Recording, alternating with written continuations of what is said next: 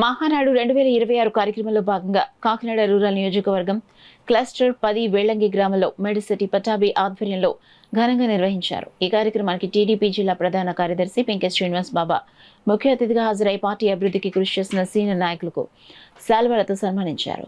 ఈ సందర్భంగా ఆయన మాట్లాడుతూ హైబ్రిడ్ మహానాడును క్లస్టర్ వారీగా వినూత్నంగా నిర్వహిస్తున్నామని తెలిపారు. ఈ కార్యక్రమంలో పలువురు నాయకులు కార్యకర్తలు పాల్గొన్నారు.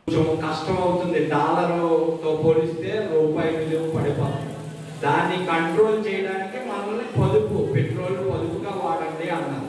ఆ పొదుపు గురించి మనం ఎవరిని రావద్దు, మహానాడు మీరు ఎక్కడ ఉన్నారో ఆ గ్రామం పరిధిలోనే చెయ్యండి అంటే మన నియోజకవర్గం పరిధి కాకుండా క్లస్టర్ లెవెల్లో మన నియోజకవర్గం 10 ప్రోగ్రామ్స్ కింద డివైడ్ చేస్తున్నాం. అందులో భాగంగా మనం ఇక్కడ పెట్టడం జరిగింది. అయితే ఎక్కడున్నా సరే మనం ఏం జరుగుతుందని తెలియడానికి ఇక్కడ మనకి స్క్రీన్ ఏర్పాట్లు కానీ అలాగే మనకి భోజన సదుపాయం కానీ ఎక్కడ కాంప్రమైజ్ అవ్వకుండా ప్రతి క్లస్టర్లోని మనకి ఉండటం జరిగింది. మన నాయకులు వారి చొరవతో ఈరోజు ప్రతి మహానాడులోని మనం సీనియర్ని సన్మానం చేసుకోవాలి. అలాంటి సీనియర్లు పార్టీ పెట్టిన కాడి నుంచి కూడా కష్టపడిన వాళ్ళు అనేక మంది ఉన్నారు. అందులో మీ వ్యాలింటి పరిధిలో అయితే ఎప్పటి నుంచో టీడీపీకి కలుచుకోవాలి. ఇలాంటి చోట మనకి ఈరోజు మనం ఒక 10 మందిని మనం సన్మానం చేసుకోవడం మనందరి అదృష్టం, నా అదృష్టం కూడా.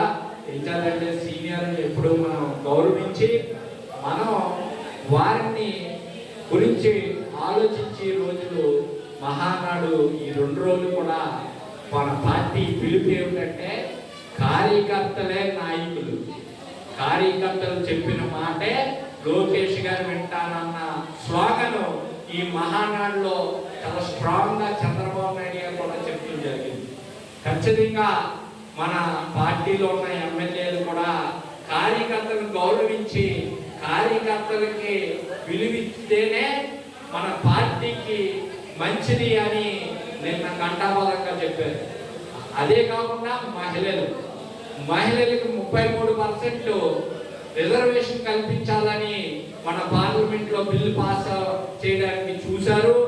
కానీ కొన్ని వ్యతిరేక శక్తులు ఆ బిల్లుని ఆపేస్తూ జరిగింది.